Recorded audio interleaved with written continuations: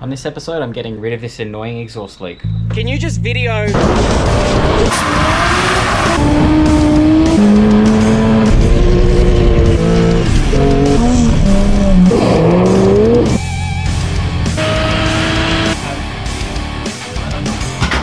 Oh!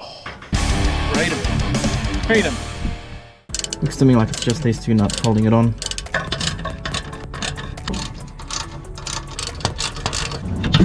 Okay, that's loose now. I just got to take it off the hangers. I'm going to spray these with WD-40 just so it helps them slide out.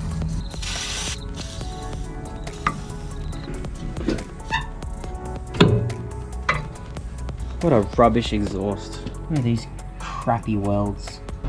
There's one leak. Here's another weld that it's cracked through, it's leaking from. Here's another weld that's cracking. So here's a stock exhaust. It's going to be heaps quiet. We've got a big muffler here. Another little muffler. Stock tip. Stock everything. Beautiful. Should be nice and quiet. I've sprayed WD-40 on all of the hangers now, so it should go on pretty easily. It came off without fighting, so hopefully it goes back on without fighting. It is a little bit heavier, so there's a little bit more liquid. I've just got that one on there. Now I'm working on getting this one here. Get it in the hole.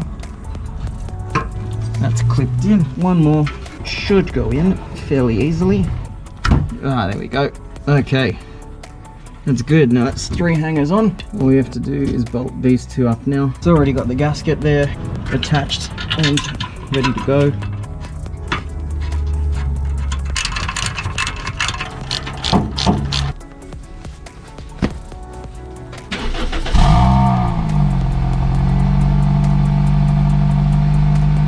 I know, stock is not fun, but believe me, when all you're hearing for so long, every time you turn the car off, it actually sounds like it farts. It's disgusting.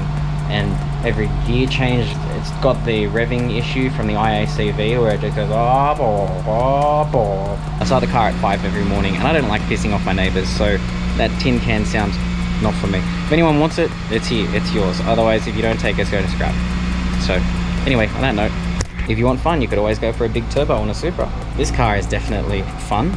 And this car actually, honestly, surprising me. I think this is way more fun than the Supra. But if you want to actually go fast, this is a whole world apart from the Celica. And if you're interested in watching the progress on this, we took this car to Uluru, so it's done the desert thing. It's been off-road, it's had steel wheels with the all-terrain tires and whatnot, but now going back to circuit, we have a Motorcana coming up on the 3rd of April, and then on the 28th of April, we're doing the 6 hours. So this car is not going to get driven softly, and we'll be trying to survive an enduro, I guess. Got semi-slicks waiting to go on it. There's a lot happening with this car too, if you want to check that out too.